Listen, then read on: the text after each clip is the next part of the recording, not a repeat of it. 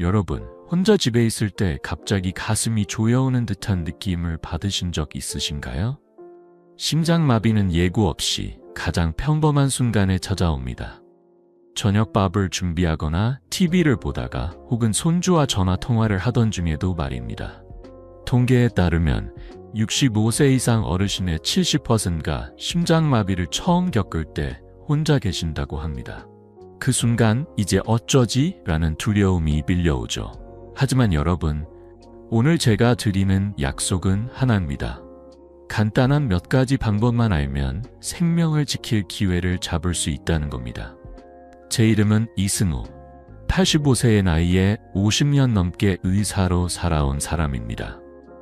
오늘 여러분과 함께 의료기기 없이도 심장마비를 이겨낼 수 있는 7단계 비결을 나누고 싶습니다. 이 비결은 제 환자들, 수천 명의 어르신들이 실제로 삶을 바꾼 방법입니다. 그 중에서도 72세 박영순 할머니의 이야기가 여러분의 마음에 닿기를 바랍니다. 궁금하시죠? 그럼 지금 구독 버튼과 좋아요를 눌러 생명을 지키는 지혜를 함께 배워볼까요? 저는 지난 50년 동안 심장질환, 당뇨, 고혈압으로 고생하시는 어르신들을 만나며 한 가지를 깨달았습니다. 건강은 거창한 병원 장비나 비싼 약이 아니라 우리가 매일 실천할 수 있는 작은 습관에서 시작된다는 겁니다. 저도 80세가 넘으면서 아침에 일어날 때마다 몸이 무겁고 계단을 오를 때 숨이 차는 날이 있었죠. 하지만 지금은 매일 아침 동네 공원을 걸으며 손주들과 웃고 떠드는 삶을 누리고 있습니다. 여러분도 이런 삶을 꿈꾸시지 않나요? 오늘 이 영상은 바로 그 꿈을 현실로 만드는 첫걸음이 될 겁니다. 여러분이 이 영상에서 얻으실 3가지 보물은요. 첫째, 심장마비의 미세한 신호를 놓치지 않는 눈. 둘째, 혼자 있을 때 침착하게 대처하는 7단계 지혜. 셋째, 심장을 튼튼히 지키는 일상 속 비결입니다.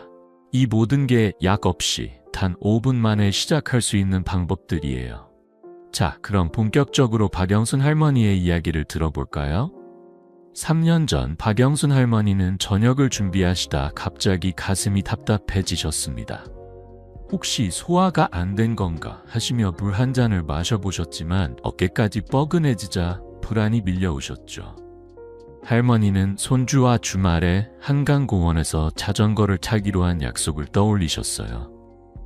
내가 여기서 쓰러지면 그 아이 얼굴을 못 보는데 하시며 마음을 다잡으셨습니다. 다행히도 할머니는 제가 진료실에서 알려드린 간단한 방법을 기억하셨습니다. 침착하게 119에 전화하고 아스피린을 씹어 드시고 소파에 앉아 숨을 고르셨어요. 구급대원이 도착했을 때 할머니는 이미 위험한 고비를 넘기신 상태였습니다. 지금 박영순 할머니는 손주와 매주 한강을 걸으며 그때 포기하지 않아서 정말 다행이다 라고 말씀하시죠. 여러분, 이런 순간에 대비할 준비 되셨나요? 할머니가 했던 그 방법들 지금부터 하나씩 알려드릴게요. 본격적으로 들어가기 전에 여러분께 드리고 싶은 작은 제안이 있습니다. 이 영상을 보시면서 메모지와 펜을 준비하세요. 아니면 냉장고 문에 붙일 작은 포스트잇이라도 좋습니다.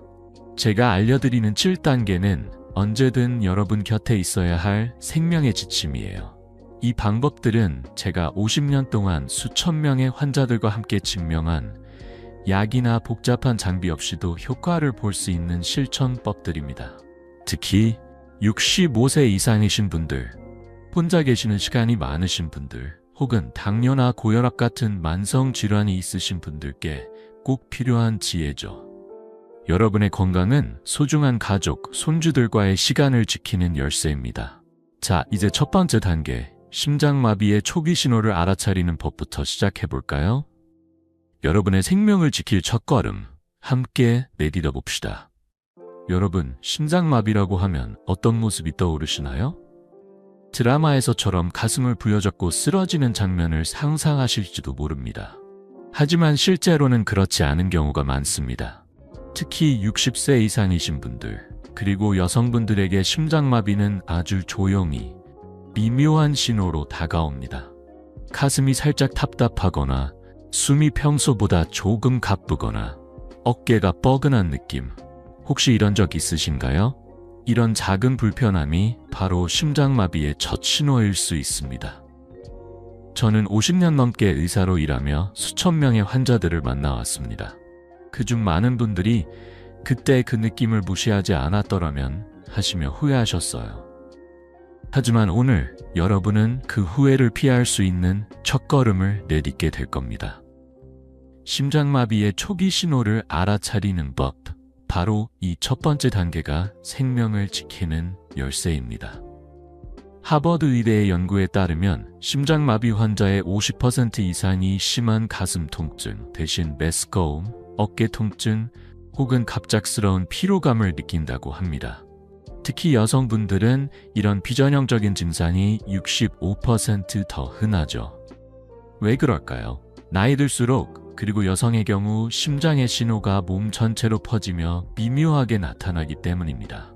예를 들어 저녁을 먹고 난 뒤 소화가 안 되는 듯한 느낌, 혹은 계단을 오를 때 평소보다 숨이 더 차는 경우, 이런 것들이 그냥 지나칠 수 없는 신호일 수 있어요. 심지어 2, 3일 전부터 미세한 변화가 시작되기도 합니다. 손발이 차갑거나 이유 없이 빨리 지치거나 턱이 뻐근한 느낌이 드는 경우도 마찬가지죠.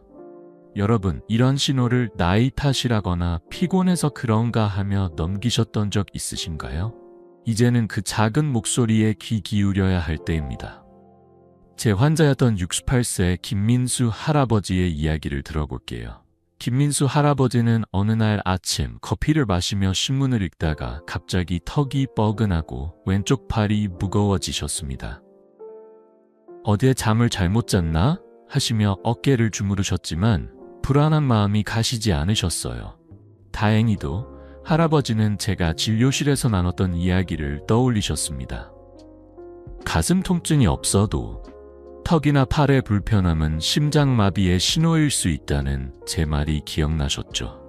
할아버지는 바로 119에 전화하셨고 병원에서 빠르게 치료를 받으셨어요. 지금 김민수 할아버지는 매일 아침 동네 공원을 걸으며 손주에게 전화로 농담을 건네십니다. 그때 이 박사님 말 안 들었으면 지금 이 행복을 못 누렸을 거야 라며 웃으시죠. 여러분도 김민수 할아버지처럼 작은 신호를 놓치지 않으시길 바랍니다. 그렇다면 우리는 어떻게 이 신호들을 알아차릴 수 있을까요? 아주 간단한 습관 하나로 시작할 수 있습니다. 매일 아침 단 1분만 시간을 내어 자신의 몸 상태를 점검해 보세요. 거울을 보며 이렇게 물어보세요. 오늘 가슴이 평소와 다르게 답답한가?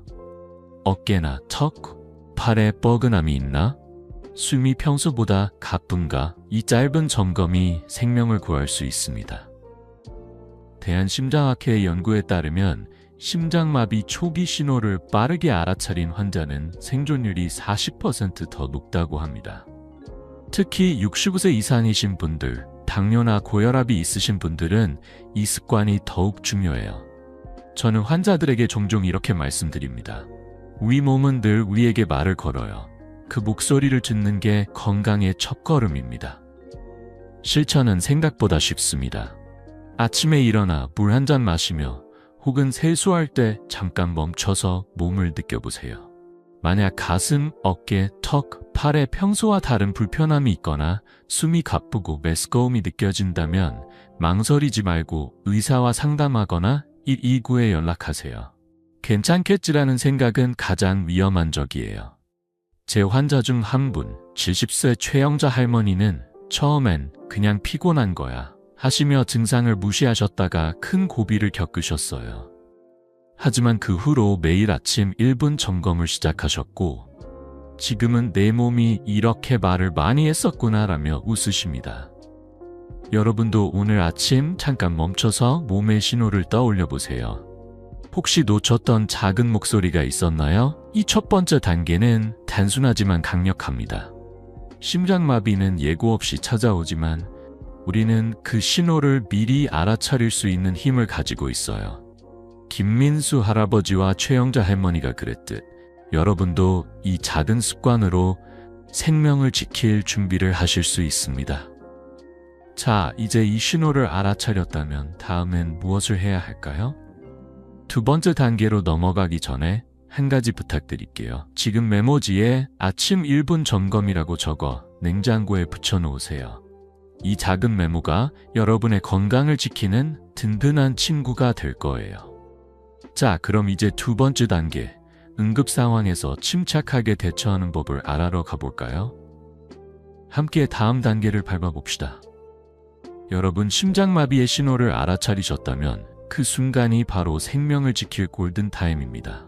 가슴이 답답하거나 어깨가 뻐근한 그 느낌, 괜찮겠지? 하며 넘기고 싶으신 마음이 드실 거예요. 하지만 제 50년 의사 생활에서 깨달은 한 가지는 망설임이야말로 가장 위험한 적이라는 겁니다. 두 번째 단계는 간단하지만 강력합니다. 즉시 119에 전화하세요. 이 한 통화가 여러분의 삶, 그리고 소중한 가족과의 시간을 지킬 수 있습니다. 여러분, 혹시 지금 전화기를 보시며 내가 할 수 있을까? 라는 생각이 드시나요? 걱정 마세요. 오늘 제가 알려드릴 간단한 준비와 이야기로 여러분도 침착하게 대처할 수 있는 힘을 얻으실 겁니다. 자, 함께 이 중요한 단계를 배워볼까요? 많은 분들이 심장마비 증상을 느끼고도 조금 기다려보자거나 가족에게 먼저 연락해야지 하시며 시간을 보내십니다. 하지만 이는 매우 위험한 선택이에요. 미국 심장학회의 연구에 따르면 심장마비 후 첫 1시간 내에 조치를 취하면 생존율이 80% 이상 높아집니다. 반대로 1시간이 지나면 그 가능성은 급격히 줄어들죠. 특히 65세 이상이신 분들, 당뇨나 고혈압이 있으신 분들은 이 골든타임이 더 중요합니다. 그리고 한 가지 꼭 기억하세요. 절대 혼자 운전해서 병원에 가지 마세요. 운전 중 상태가 악화되면 본인뿐 아니라 다른 사람까지 위험해질 수 있어요. 또 가족에게 먼저 전화하는 것도 시간 낭비입니다. 119가 가장 빠르고 확실한 도움입니다. 여러분, 이 순간만큼은 망설임 없이 결단을 내려야 할 때입니다.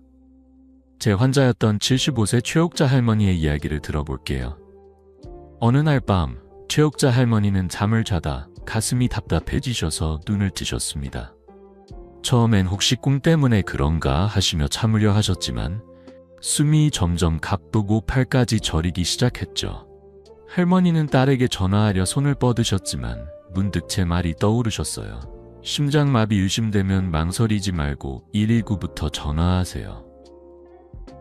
할머니는 떨리는 손으로 전화기를 들고 119에 전화하셨습니다. 가슴이 답답하고 숨이 가빠요 라고 말씀하시자 10분 만에 구급대원이 도착했어요.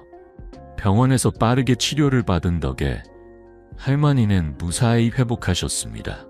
지금도 할머니는 손주와 함께 공원에서 산책하시며 저에게 전화로 이렇게 말씀하시죠. 이 박사님, 그때 망설였다면 우리 손주 얼굴을 못 봤을 거예요. 그 목소리엔 감사와 행복이 가득했답니다.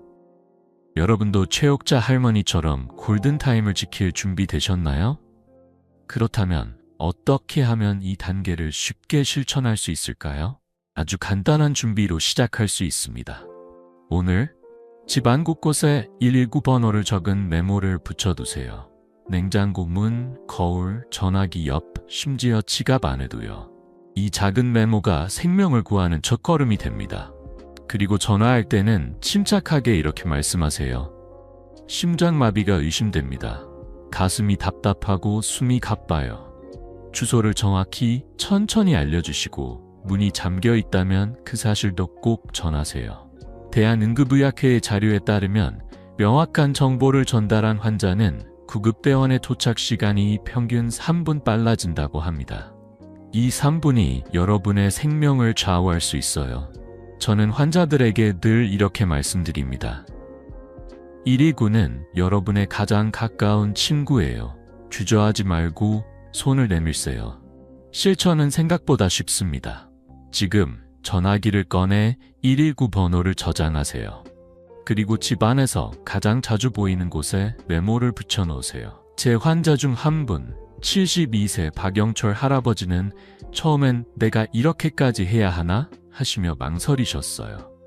하지만 어느 날 새벽 가슴 통증을 느끼시고 냉장고에 붙인 메모를 보고 바로 119에 전화하셨죠. 할아버지는 병원에서 무사히 치료받고 나서 저에게 이렇게 말씀하셨어요. 그 메모 하나가 내 목숨을 살렸어요. 이 박사님 말 안 들었으면 어쩔 뻔했나 몰라. 지금 박영철 할아버지는 매일 아침 손주와 함께 아침밥을 먹으며 웃고 계십니다. 여러분도 이 간단한 준비로 소중한 순간을 지킬 수 있어요. 자, 지금 전화기 옆에 메모가 있으신가요? 혹시 아직이라면 이 영상 끝나고 바로 붙여놓으시길 바랍니다. 이 두 번째 단계는 단순하지만 생명을 구하는 강력한 행동입니다. 심장마비는 예고 없이 찾아오지만 우리는 그 순간을 이길 준비를 할 수 있어요. 최옥자 할머니와 박영철 할아버지가 보여주셨듯 한 통화가 여러분의 미래를 바꿀 수 있습니다. 자, 이제 119에 전화를 걸었다면 다음은 무엇을 해야 할까요? 세 번째 단계로 넘어가기 전에 한 가지 작은 제안을 드릴게요. 오늘 저녁 가족과 함께 119 번호를 어디에 붙일지 이야기해보세요. 이 작은 대화가 여러분의 안전을 한층 더 든든하게 만들어줄 거예요. 자, 그럼 이제 세 번째 단계, 응급 상황에서 할 수 있는 구체적인 행동을 알아러 가볼까요? 함께 다음 단계를 밟아봅시다. 여러분, 심장마비의 신호를 알아차리고 119에 전화를 걸었다면 이제 한 가지 더 중요한 행동이 기다리고 있습니다. 바로 아스피린을 찾는 겁니다. 이 작은 알약 하나가 생명을 구할 수 있는 강력한 도구라는 사실 알고 계셨나요?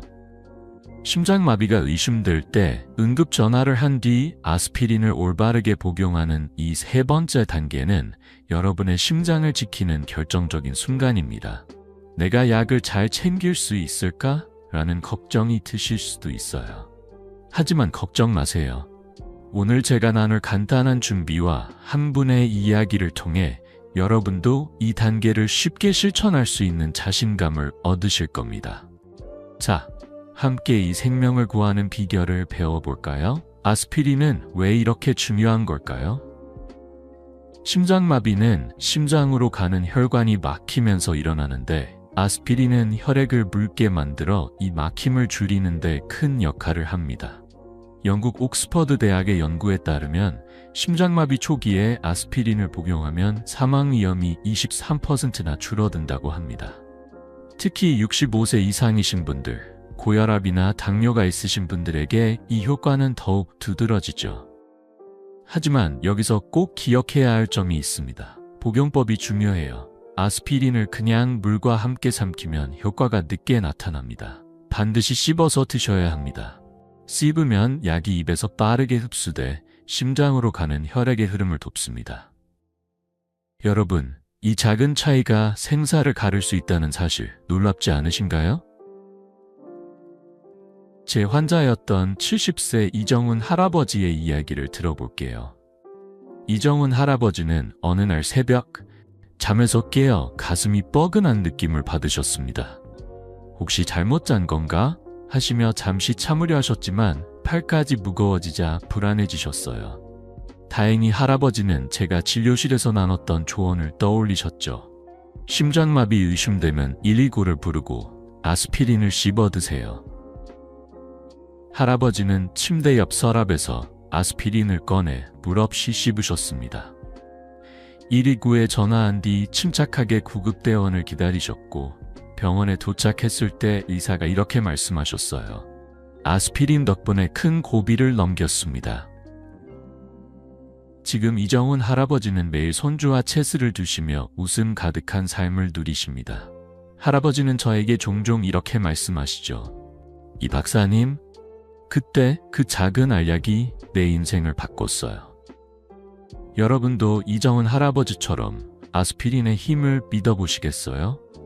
그렇다면 이 단계를 실천하려면 어떻게 해야 할까요? 아주 간단한 준비로 시작할 수 있습니다. 오늘 집에 저용량 아스피린 100mg을 비치하세요. 약국에서 쉽게 구할 수 있는 이 작은 알약을 지갑, 침대 옆 서랍, 주방, 심지어 외투 주머니에 넣어두세요.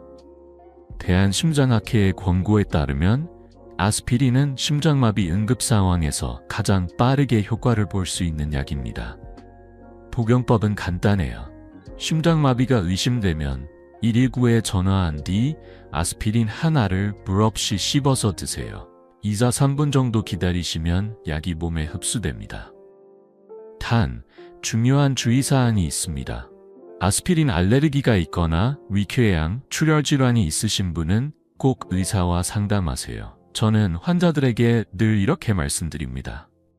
아스피린은 여러분의 주머니 속 작은 구급대원이에요. 늘 곁에 두세요. 이 준비는 정말 쉽죠? 제 환자 중 한 분, 73세 김순자 할머니는 처음엔 약을 챙기는 게 귀찮다고 하셨어요.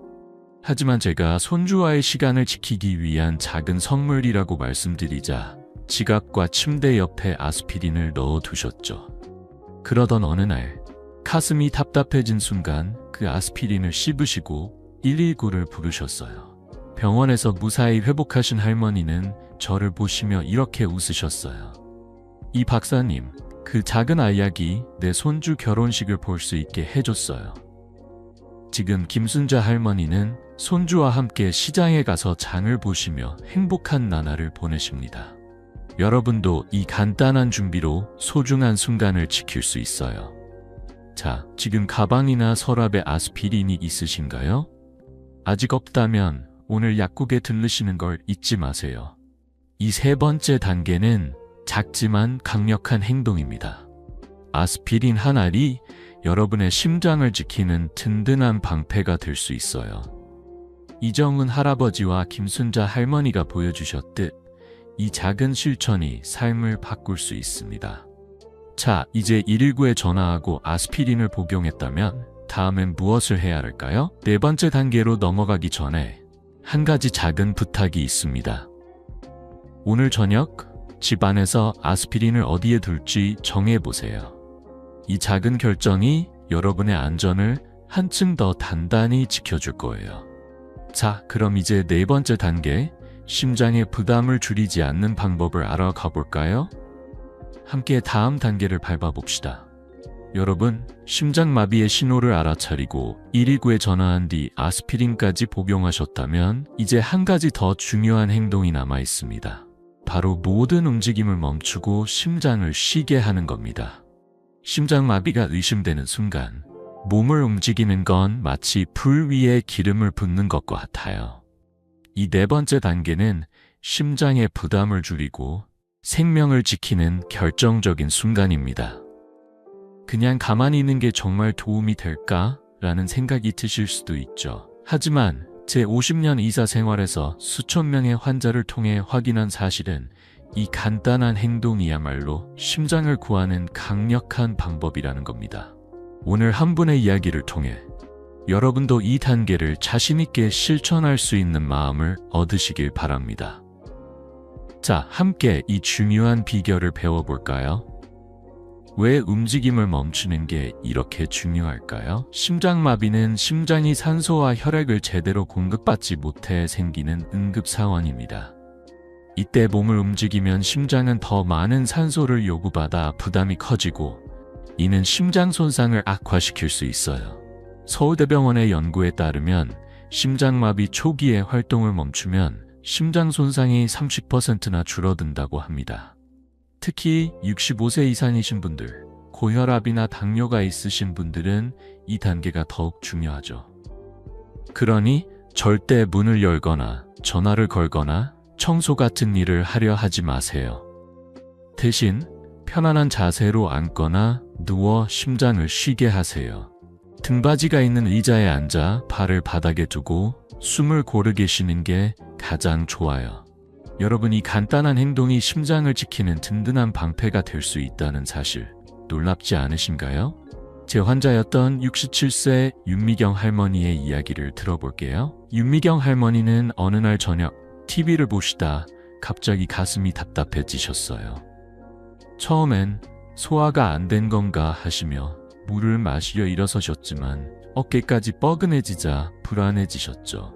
할머니는 문을 열어 구급대원을 맞으려 움직이려 하셨지만 문득 제 조언이 떠오르셨어요. 심장마비 의심되면 절대 움직이지 말고 소파에 앉아서 기다리세요. 할머니는 소파에 앉아 등받이에 몸을 기대고 숨을 고르셨어요. 비기입구에 전화한 뒤 침착하게 구급대원을 기다리셨고 도착한 구급대원은 할머니의 심장이 안정된 상태라고 전했어요. 병원에서 빠르게 치료받은 덕에 할머니는 무사히 회복하셨습니다. 지금 윤미경 할머니는 매일 아침 공원에서 친구들과 웃으며 산책하시며 저에게 이렇게 말씀하시죠. 이 박사님, 그때 가만히 있었던 게 내 목숨을 살렸어요. 여러분도 윤미경 할머니처럼 이 순간을 지혜롭게 보낼 준비 되셨나요? 그렇다면 이 단계를 실천하려면 어떻게 해야 할까요? 아주 간단한 준비로 시작할 수 있습니다. 심장마비가 의심되면 즉시 모든 활동을 멈추고 가까운 의자나 소파에 앉으세요. 등받이가 있는 의자에 앉아 발을 바닥에 두고 몸을 살짝 뒤로 기대세요. 만약 앉기 어렵다면 침대나 바닥에 편안히 누우셔도 괜찮습니다. 대한심장학회의 권고에 따르면 이런 자세는 심장의 부담을 줄이고 혈액순환을 안정시키는 데 효과적이라고 합니다. 중요한 건 절대 움직이지 않는 거예요. 문 열기, 전화 걸기, 심지어 물 한 잔 가지러 가는 것도 금물입니다. 저는 환자들에게 늘 이렇게 말씀드립니다. 심장은 지금 여러분의 휴식을 간절히 원해요. 그 부탁을 들어주세요. 이 실천은 정말 쉽죠? 집 안에서 가장 편안한 의자나 소파를 미리 정해두세요. 제 환자 중 한 분, 71세 오영자 할머니는 처음엔 가만히 있는 게 어색하다고 하셨어요. 하지만 제가 심장을 위한 5분 휴식이라고 설명드리자 거실 소파를 응급자리로 정하셨죠. 그러던 어느 날 가슴 통증을 느끼신 할머니는 그 소파에 앉아 일기구를 부르셨어요. 병원에서 무사히 회복하신 후 할머니는 저를 보시며 이렇게 웃으셨어요. 이 박사님, 그 소파가 내 생명의 자리였어요. 지금 오영자 할머니는 손주와 함께 공기놀이를 하시며 행복한 시간을 보내십니다. 여러분도 이 간단한 준비로 소중한 순간을 지킬 수 있어요. 자, 지금 앉아 계신 의자나 소파 편안하신가요? 오늘 집 안에서 응급자리를 정해보세요. 이 네 번째 단계는 단순하지만 심장을 구하는 강력한 행동입니다. 윤미경 할머니와 오영자 할머니가 보여주셨듯 잠깐의 휴식이 여러분의 미래를 바꿀 수 있어요. 자, 이제 활동을 멈추고 편안히 앉았다면 다음엔 무엇을 해야 할까요? 5번째 단계로 넘어가기 전에 한 가지 작은 제안을 드릴게요. 오늘 저녁 집안에서 가장 편안한 자리를 찾아 내 심장의 휴식처라고 이름 지어보세요. 이 작은 준비가 여러분의 안전을 한층 더 든든하게 만들어줄 거예요. 자, 그럼 이제 5번째 단계, 구급대원의 빠른 접근을 돕는 방법을 알아쓱 가볼까요? 함께 다음 단계를 밟아봅시다. 여러분, 심장마비의 신호를 알아차리고 119에 전화한 뒤 아스피린을 복용하고 편안히 앉아 있다면 이제 구급대원이 여러분에게 빠르게 다가올 수 있도록 돕는 단계가 남아 있습니다. 바로 현관문을 열어두는 겁니다. 이 5번째 단계는 체력이 허락되는 한 구급대원의 접근을 빠르게 만드는 간단하지만 중요한 행동이에요. 문 열기라니 그게 무슨 큰 도움이 되나 라고 생각하실 수도 있죠. 하지만 제 50년 의사 생활에서 깨달은 건 이 작은 행동이 생명을 구하는 시간을 단축할 수 있다는 겁니다. 오늘 한 분의 이야기를 통해 여러분도 이 단계를 쉽게 준비하고 실천할 수 있는 자신감을 얻으시길 바랍니다. 자, 함께 이 생명을 지키는 비결을 배워볼까요? 왜 문을 열어두는 게 중요할까요? 심장마비는 분초를 다투는 응급상황입니다. 구급대원이 문을 열기 위해 시간을 낭비하면 그만큼 치료가 늦어질 수 있어요. 한국응급의학회의 통계에 따르면 문이 잠겨 있어 구조가 지연되면 생존율이 15% 낮아진다고 합니다. 특히 65세 이상이신 분들, 혼자 계시는 시간이 많으신 분들에게 이 단계는 더욱 중요하죠. 체력이 허락된다면 119에 전화한 뒤 현관문을 열어두세요. 문을 열어놓으면 구급대원이 바로 들어와 빠르게 처치를 시작할 수 있습니다.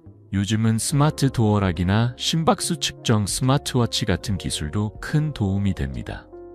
이런 도구들은 응급 상황에서 시간을 절약해주는 똑똑한 조력자예요. 여러분, 이 작은 준비가 생명을 구하는 다리가 될 수 있다는 사실, 놀랍지 않으신가요?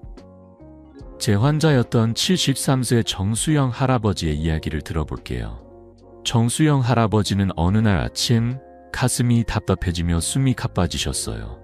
할아버지는 침착하게 119에 전화하고 아스피린을 씹으신 뒤 힘겹게 현관문 쪽으로 걸어가 문을 열어두셨어요. 구급대원이 문을 두드릴 시간을 아껴야지 라는 생각이셨죠. 그 덕분에 구급대원은 8분 만에 도착해 바로 처치를 시작했고 할아버지는 무사히 회복하셨어요. 병원에서 퇴원하신 후 할아버지는 스마트 도어락을 설치하시고 저에게 이렇게 말씀하셨어요. 이 박사님, 그때 문을 열어둔 게 내 목숨을 살렸어요. 이제 스마트 도어락 덕에 더 안심하고 살아요. 지금 정수영 할아버지는 손주와 함께 동네 도서관에 가서 책을 읽으며 행복한 시간을 보내십니다. 여러분도 정수영 할아버지처럼 이 순간을 지혜롭게 준비할 준비 되셨나요? 그렇다면 이 단계를 실천하려면 어떻게 해야 할까요? 아주 간단한 점검으로 시작할 수 있습니다. 오늘 집 현관문이 쉽게 열리는지 확인하세요. 문이 무겁거나 자물쇠가 뻑뻑하다면 지금 수리하거나 교체를 고려해 보세요. 스마트 도어락은 비밀번호나 원격 조작으로 쉽게 열 수 있어 응급 상황에서 큰 도움이 됩니다. 또 심박수 측정 스마트워치나 자동 경보 팔찌 같은 기기를 사용하는 것도 좋아요. 이런 기기는 심박수가 비정상일 때 자동으로 가족이나 응급센터에 알림을 보내죠. 대한응급의학회의 권고에 따르면 문 접근 시간을 단축하면 응급처치 성공률이 20% 높아진다고 합니다. 만약 체력이 부족해 문을 열기 어렵다면 119에 전화할 때 문이 잠겨 있습니다 라고 꼭 말씀하세요. 저는 환자들에게 늘 이렇게 말씀드립니다. 문은 구급대원의 첫 번째 관문이에요. 그 관문을 미리 열어주세요.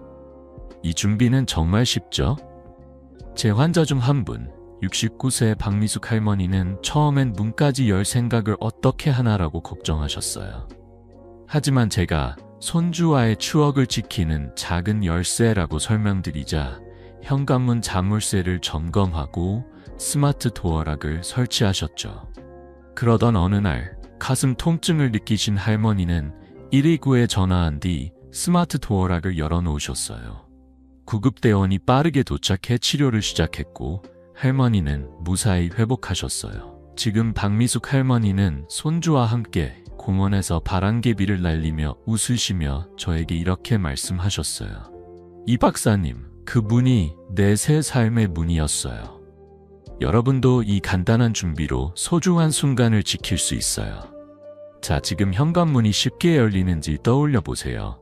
혹시 점검이 필요하다면 오늘 꼭 확인해 보세요. 이 5번째 단계는 작지만 생명을 구하는 강력한 행동입니다. 정수영 할아버지와 박미숙 할머니가 보여주셨듯 문을 여는 작은 실천이 구급대원의 손길을 더 빠르게 가져올 수 있어요. 자, 이제 문을 열어두셨다면 다음엔 무엇을 해야 할까요? 6번째 단계로 넘어가기 전에 한 가지 작은 제안을 드릴게요.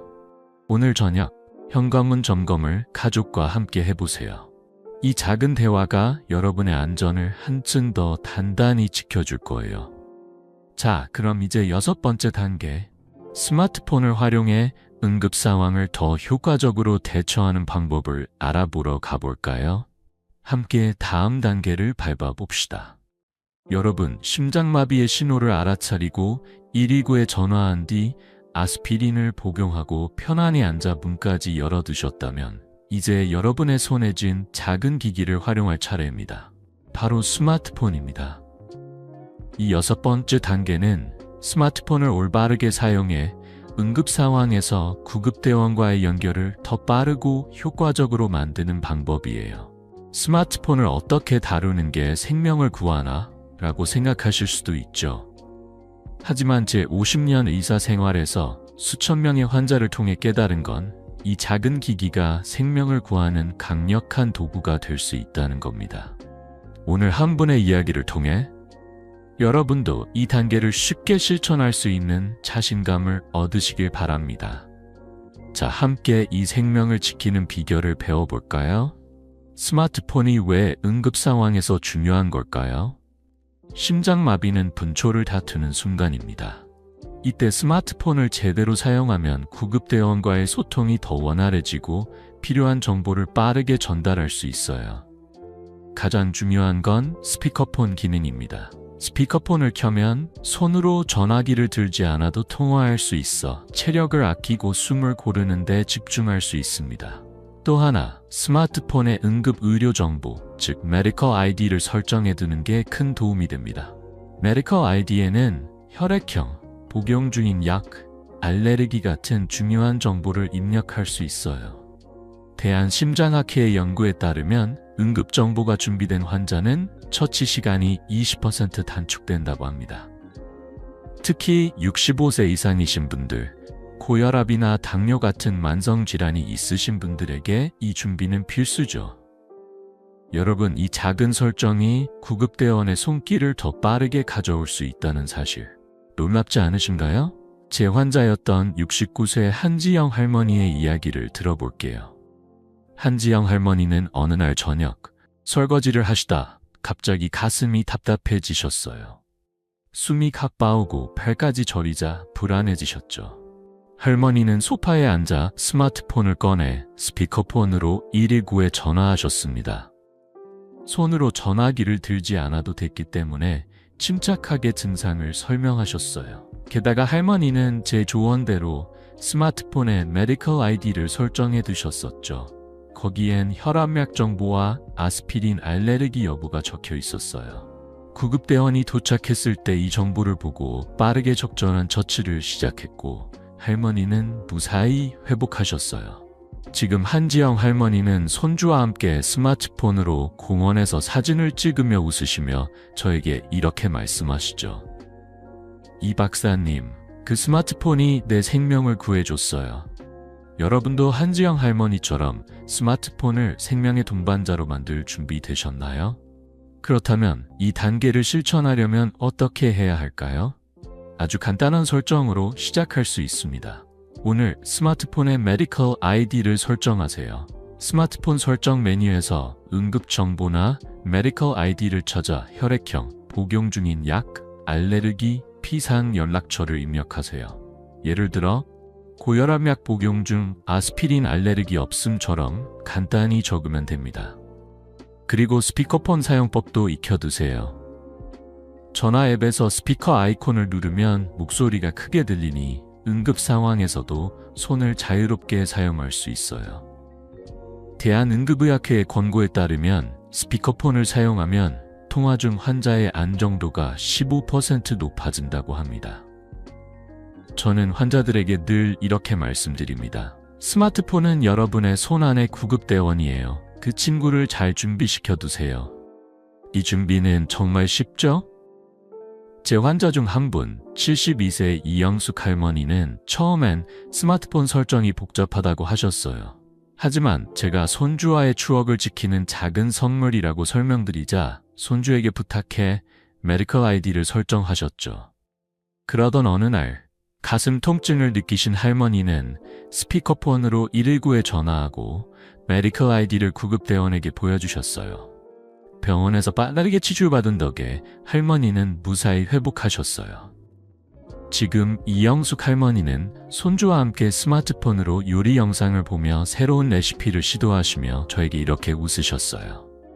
이 박사님, 이 스마트폰이 내 새 친구예요.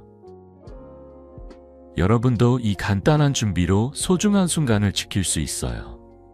자, 지금 스마트폰이 옆에 있으신가요? 오늘 설정 메뉴를 열어보시는 걸 잊지 마세요. 이 6번째 단계는 작지만 생명을 구하는 강력한 행동입니다.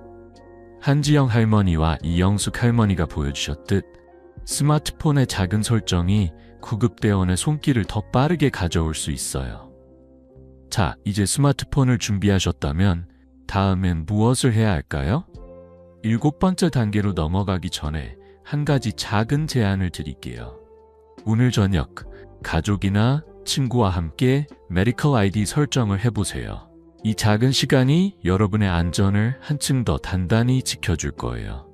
자, 그럼 이제 7번째 단계, 침착한 호흡으로 마음을 안정시키는 방법을 알아보러 가볼까요? 함께 다음 단계를 밟아봅시다.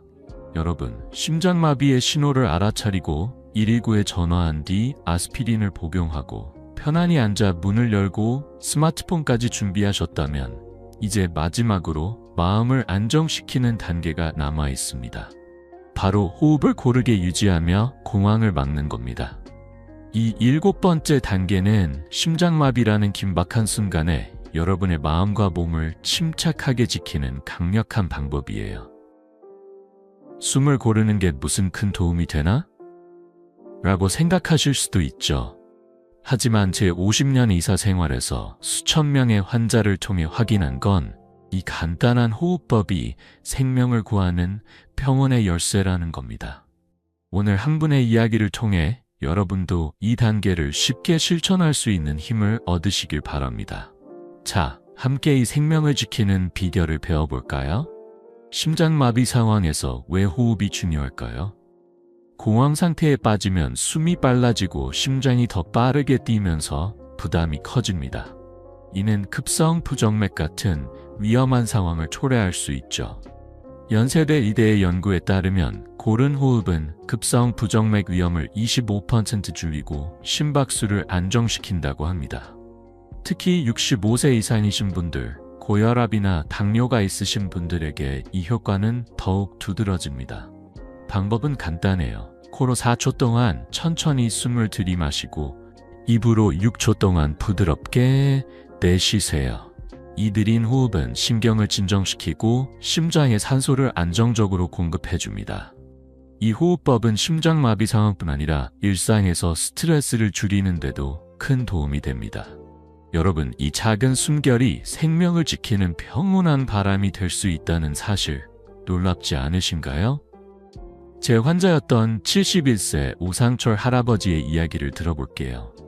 오상철 할아버지는 어느 날 새벽 가슴이 뻐근해지며 숨이 가빠오셨어요. 공황 상태에 빠져 이제 어쩌나라는 두려움이 밀려오셨죠. 하지만 할머니는 제가 진료실에서 나눴던 호흡법을 떠올리셨어요. 코로 4초 들이마시고 입으로 6초 내쉬세요. 마음이 차분해질 거예요. 할아버지는 소파에 앉아 떨리는 마음을 다잡으며 호흡을 시작하셨습니다.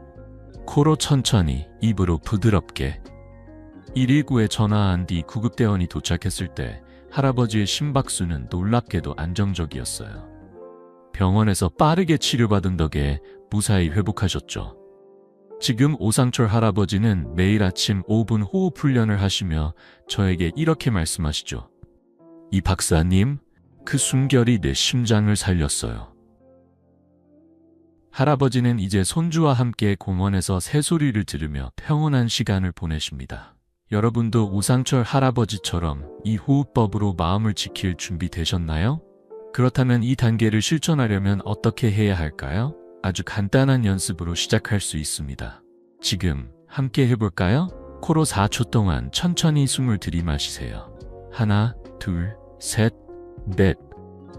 이제 입으로 6초 동안 부드럽게 내쉬세요. 하나, 둘, 셋, 넷, 다섯, 여섯.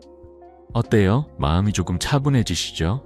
이 호흡법을 하루 5분씩 연습하세요. 아침에 일어나서 혹은 저녁에 TV를 보기 전에 잠깐 시간을 내어보세요. 대한심장학회의 권고에 따르면 꾸준한 호흡 훈련은 심장 건강을 지키고 스트레스 호르몬을 20% 줄이는 데 효과적이라고 합니다. 저는 환자들에게 늘 이렇게 말씀드립니다. 숨은 여러분의 마음을 다독이는 친구예요. 그 친구와 매일 대화해보세요. 이 연습은 정말 쉽죠? 제 환자 중 한 분, 68세 김옥희 할머니는 처음엔 숨 고르는 게 어색하다고 하셨어요. 하지만 제가 손주와의 평온한 시간을 지키는 비결이라고 설명드리자 매일 아침 차 한 잔 마시며 호흡 연습을 시작하셨죠. 그러던 어느 날 가슴 통증을 느끼신 할머니는 이 호흡법으로 마음을 진정시키며 백이구를 부르셨어요. 구급대원이 도착했을 때 할머니의 상태는 안정적이었고 빠르게 회복하셨어요. 지금 기모키 할머니는 손주와 함께 꽃밭을 가꾸시며 저에게 이렇게 웃으셨어요. 이 박사님, 그 숨결이 내 새 삶을 열어줬어요. 여러분도 이 간단한 연습으로 소중한 순간을 지킬 수 있어요. 자, 지금 호흡이 편안해지셨나요? 오늘 저녁 5분 연습을 기획해보세요. 이 7번째 단계는 작지만 생명을 구하는 강력한 행동입니다. 오상철 할아버지와 기모키 할머니가 보여주셨듯 고른 호흡은 마음과 심장을 지키는 평온의 열쇠예요. 자, 이제 이 7단계를 모두 배우셨다면 다음엔 무엇을 해야 할까요? 마지막 파트로 넘어가기 전에 한 가지 작은 제안을 드릴게요. 오늘 저녁 가족과 함께 이 호흡법을 연습해보세요. 이 작은 시간이 여러분의 건강을 한층 더 단단히 지켜줄 거예요. 자, 그럼 이제 마지막 파트, 심장을 튼튼히 지키는 장기적인 비결을 알아보러 가볼까요? 함께 다음 단계를 밟아봅시다. 여러분, 지금까지 심장마비의 신호를 알아차리고 응급 상황에서 침착하게 대처하는 7단계를 함께 배웠습니다. 하지만 진정한 건강은 위기를 이기는 것뿐 아니라 평소에 심장을 튼튼히 지키는 데서 시작됩니다. 이 마지막 파트에서는 심장마비를 예방하고 더 건강한 삶을 누릴 수 있는 장기적인 비결을 나눌게요. 매일 뭘 해야 심장이 튼튼해질까라는 고민이 드실 수도 있죠. 제 50년 의사 생활에서 수천 명의 환자를 통해 깨달은 건 작은 습관들이 쌓여 심장을 강하게 만든다는 겁니다. 오늘 한 분의 이야기를 통해 여러분도 이 비결을 쉽게 실천할 수 있는 자신감을 얻으시길 바랍니다. 자, 함께 심장을 위한 여정을 시작해볼까요? 심장마비를 예방하려면 심장이 튼튼해야 합니다. 그러려면 운동, 식단, 스트레스 관리, 그리고 자가 건강 체크가 필요하죠. 먼저 운동부터 말씀드릴게요. 거창한 운동이 아니에요. 제가 추천하는 일일 운동 3가지는 하루 20분 걷기, 5분 계단 오르기, 그리고 3분 팔 돌리기입니다. 이 간단한 운동들은 심장의 지구력을 높이고 혈액순환을 돕습니다. 다음은 식단입니다. 기름진 음식 대신 고등어, 정어리, 연어 같은 오메가3가 풍부한 생선과 브로콜리, 시금치 같은 채소를 드세요. 서울 아산병원의 연구에 따르면 오메가3 섭취는 혈관 탄력을 30% 높이고 혈중 지방을 줄인다고 합니다. 스트레스 관리도 잊지 마세요. 하루 5분, 지난 파티에서 배운 호흡 훈련, 코로 4초, 입으로 6초를 하면 심장 건강에 큰 도움이 됩니다. 마지막으로 집에서 혈압계와 맥박 산소 포화도 측정기로 주기적으로 건강을 체크하세요. 여러분, 이 작은 습관들이 심장을 지키는 든든한 뿌리가 될 수 있다는 사실 놀랍지 않으신가요? 제 환자였던 66세 이명숙 할머니의 이야기를 들어볼게요. 이명숙 할머니는 당뇨와 고혈압 때문에 늘 걱정이 많으셨어요. 이러다 손주와 놀 시간도 없을까봐 라며 한숨 쉬시곤 했죠. 하지만 제가 추천한 간단한 습관을 실천해 보시기로 하셨어요. 매일 저녁 동네 공원을 20분 걷고 주 3회 고등어 반찬을 드시고 아침마다 5분 호흡 훈련을 하셨어요. 처음엔 이게 정말 효과가 있을까 하셨지만 6개월 뒤 놀라운 변화가 찾아왔습니다. 혈압약 용량이 줄었고 혈당 수치도 안정됐어요. 할머니는 저를 보시며 활짝 웃으시며 이렇게 말씀하셨어요. 이 박사님, 이제 손주와 뛰어놀아도 숨이 안 차요. 이렇게 살아갈 힘이 생길 줄 몰랐어요. 지금 이명숙 할머니는 손주와 함께 공원에서 배드민턴을 치며 행복한 시간을 보내십니다. 여러분도 이명숙 할머니처럼 심장을 위한 작은 변화를 시작할 준비 되셨나요? 그렇다면 이 비결을 실천하려면 어떻게 해야 할까요? 아주 간단한 첫걸음으로 시작할 수 있습니다. 오늘 저녁 동네 공원을 20분 걸어보세요. 특별한 장비나 준비물은 필요 없어요. 그냥 편한 신발을 신고 집 앞을 한 바퀴 도는 것만으로 충분합니다. 식단은 주 3회 고등어, 정어리 같은 생선 반찬을 드시고 매 끼니 채소를 조금씩 추가하세요. 예를 들어 아침에 시금치 나물을, 저녁에 브로콜리찜을 곁들이는 거예요. 스트레스 관리로는 하루 5분 호흡 훈련을 해보세요. 아침 차 한 잔 마시며 혹은 저녁에 창밖을 보며 코로 4초, 입으로 6초 숨을 쉬어보세요. 대한심장학회의 연구에 따르면 이런 습관은 심장 건강을 지키고 혈압을 15% 안정시키는 데 효과적이라고 합니다. 마지막으로 집에 혈압계와 맥박 산소포화도 측정기를 두고 주 2회 건강을 체크하세요. 저는 환자에게 늘 이렇게 말씀드립니다. 심장은 매일 여러분을 위해 뛰어요. 그 친구를 위해 작은 선물을 주세요. 이 실천은 정말 쉽죠? 제 환자 중 한 분, 70세 최동규 할아버지는 처음엔 운동은 젊은 사람이나 하는 거지 라며 망설이셨어요. 하지만 손주와의 긴 시간을 위한 준비라고 설명드리자 매일 아침 20분 걷기를 시작하셨죠. 3개월 뒤 할아버지는 혈압이 안정되고 무릎 통증까지 줄어드셨어요. 저를 보시며 이렇게 웃으시더라고요. 이 박사님, 이 나이에 이렇게 가벼워질 줄 몰랐어요. 손주가 내 걸음이 빨라졌다며 놀라요. 지금 최동규 할아버지는 손주와 함께 자전거를 타며 새로운 추억을 쌓고 계십니다. 여러분도 이 간단한 습관으로 건강한 삶을 되찾을 수 있어요. 자, 오늘 저녁 산책 메뉴 정하셨나요? 고등어 반찬은 어때요? 이 장기적인 비결은 심장을 튼튼히 하고 삶을 더 풍요롭게 만드는 씨앗입니다. 이명숙 할머니와 최동규 할아버지가 보여주셨듯 작은 변화가 큰 기적을 만듭니다. 자, 이제 7단계와 이 비결까지 모두 배우셨으니 마지막으로 이 여정을 마무리할 시간입니다. 마무리 파트로 넘어가기 전에 한 가지 작은 제안을 드릴게요. 오늘 저녁 가족과 함께 산책 계획을 세워보세요. 이 작은 약속이 여러분의 심장을 더 단단히 지켜줄 거예요. 자, 그럼 이제 마무리 파트, 이 모든 비결을 하나로 묶어 삶을 바꾸는 이야기를 들어보러 가볼까요? 함께 마지막 단계를 밟아봅시다. 여러분, 오늘 우리는 심장마비라는 위급한 순간을 이겨내는 7단계와 심장을 튼튼히 지키는 장기적인 비결을 함께 배웠습니다. 이 모든 여정은 약이나 복잡한 장비 없이 단 5분 만에 시작할 수 있는 작은 실천들로 가득했죠. 가슴이 답답한 순간 침착하게 119를 부르고 아스피린을 씹고 편안히 앉아 호흡을 고르는 법, 그리고 매일 걷고 고등어를 먹으며 심장을 돌보는 습관까지, 이 모든 건 여러분의 손주, 가족, 그리고 소중한 이들과의 시간을 지키기 위한 약속이에요. 이제 내가 할 수 있을까? 라는 걱정이 드실 수도 있죠. 하지만 제 50년 의사 생활에서 수천 명의 환자를 통해 확인한 건 작은 변화 하나가 삶을 완전히 바꿀 수 있다는 사실입니다. 자, 마지막으로 한 분의 이야기를 통해 이 여정을 따뜻하게 마무리해볼까요? 제 환자였던 74세 강동원 할아버지의 이야기가 여러분의 마음에 닿기를 바랍니다.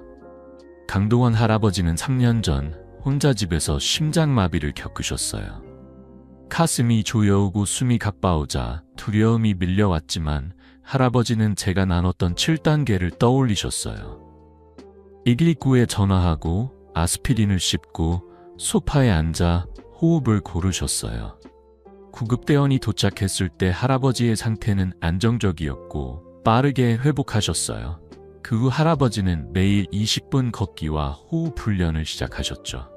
6개월 뒤 할아버지는 저를 찾아오셔서 활짝 웃으시며 이렇게 말씀하셨어요. 이 박사님, 이제 두려움이 없어요.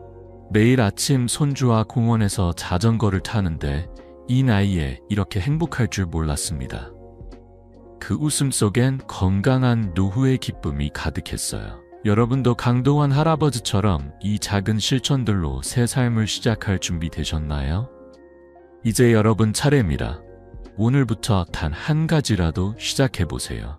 냉장고에 119 번호 메모를 붙이거나 지갑에 아스피린을 넣거나 저녁에 동네를 20분 걷거나 5분 호흡 훈련을 해보세요.